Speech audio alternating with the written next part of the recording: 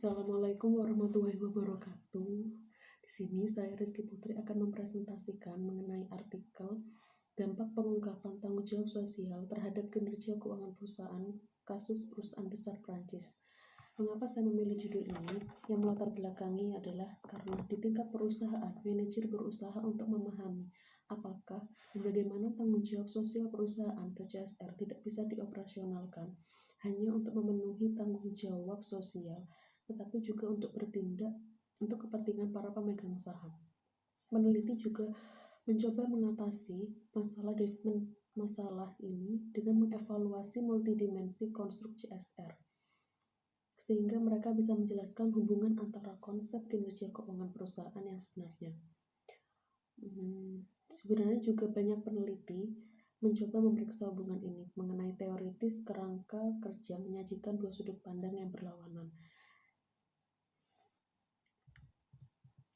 Yang tradisional dikemukakan oleh Friedman tahun 1970 memberitahukan bahwa CSR itu sangat mahal untuk perusahaan kepentingan para pemegang saham, tapi ini sangat penting bagi para manajer untuk mengembangkan pelaporan sosial tanggung jawab CSR dengan kinerja keuangan.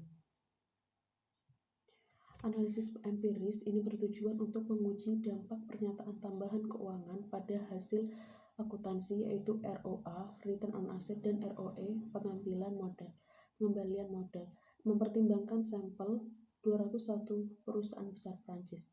Di bagian selanjutnya akan dilakukan tinjauan literatur CSR dengan mendefinisikan pelaporan sosial dan beberapa peraturan lainnya yang relevan untuk disajikan. Sedangkan analisis kerangka teori tentang hubungan antara CSR, ekstra finansial pengungkapan, dan kinerja keuangan akan dikembangkan.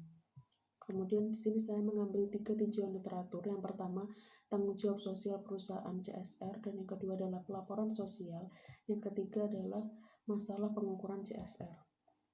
Untuk yang pertama, tanggung jawab sosial perusahaan, sebagaimana disampaikan oleh Friedman tahun 1970, untuk meningkatkan bisnis keuntungan. Pandangan tradisional tentang CSR ini sebagian besar menyimpang karena perusahaan tertarik masalah sosial dan lingkungan di samping keharusan ekonomi.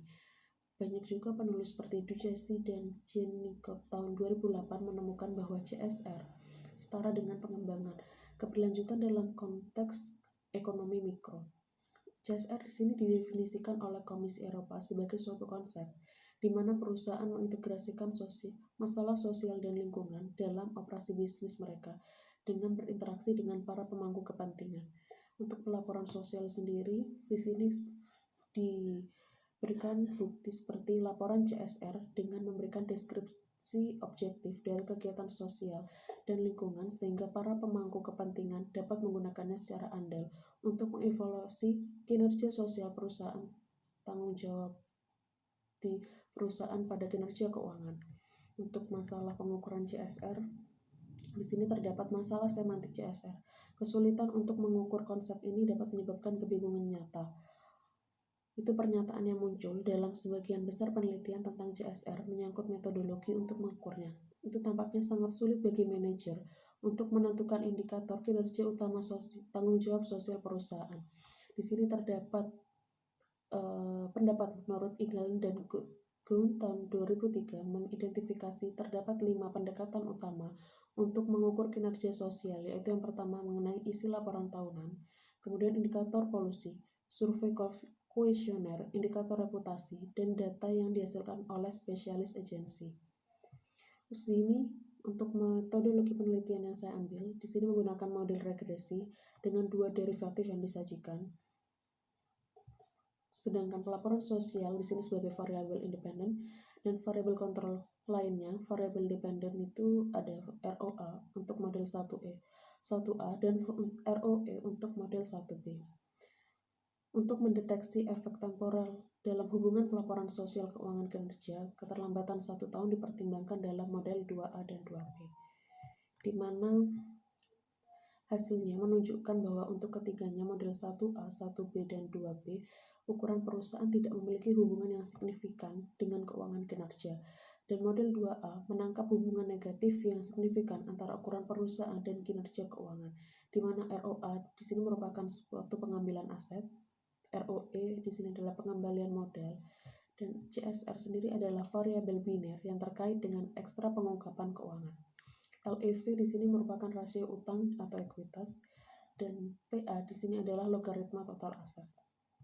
Mengenai leverage sendiri, di sini adalah hubungan yang dibuktikan dengan model 1A secara signifikan negatif dengan ROA yang mengkonfirmasi hasil dari beberapa sebelumnya studi Weir et al. Tahun 2002 itu menggambarkan hubungan negatif antara kinerja keuangan dan rasio utang. Model 1B dan 2A juga menunjukkan, tetapi di sini terdapat hubungan negatif yang tidak signifikan antara masing-masing leverage dan ROE. Untuk 1B dan ROA terdapat keterlambatan 1 tahun untuk 2A. Dan model 2B di sini menunjukkan hasil yang positif tetapi tidak signifikan. Akan tetapi di sini model 2B juga konsisten dengan hasil beberapa studi untuk memperkirakan debt secara positif mempengaruhi profitabilitas perusahaan. Dan kemudian kita dapat menarik kesimpulan dari artikel ini adalah tanggung jawab sosial perusahaan menjadi masalah yang sangat penting dalam manajemen bisnis. Literatur teoritis dan empiris difokuskan bertahun-tahun lalu tentang dampak CSR pada kinerja keuangan. Hasilnya adalah ambigu dan masih belum jelas apakah hubungannya positif, negatif, atau tidak ada tautan. Akan tetapi dalam penelitian di sini dicoba untuk menambahkan kejelasan untuk memahami hubungan antara CSR dan kinerja keuangan perusahaan dengan menyelidiki dampak pelaporan CSR pada kinerja keuangan perusahaan. Meneliti dampak pelaporan sosial terhadap ukuran kinerja akuntansi di sini memberi bukti empiris mengenai finansial kinerja perusahaan Prancis yang tidak segera dipengaruhi oleh laporan CSR. Sedangkan kontribusi literatur empiris untuk konteks Prancis di sini menggarisbawahi bahwa dampak pengungkapan jangka panjang dan praktik CSR pada kinerja keuangan. Faktanya CSR itu dianggap sebagai investasi jangka panjang, jadi itu sangat logis untuk mendeteksi manfaat positif di masa yang akan datang. Terima kasih. Sekian presentasi dari saya, Rizky Putri. Wassalamualaikum warahmatullahi wabarakatuh.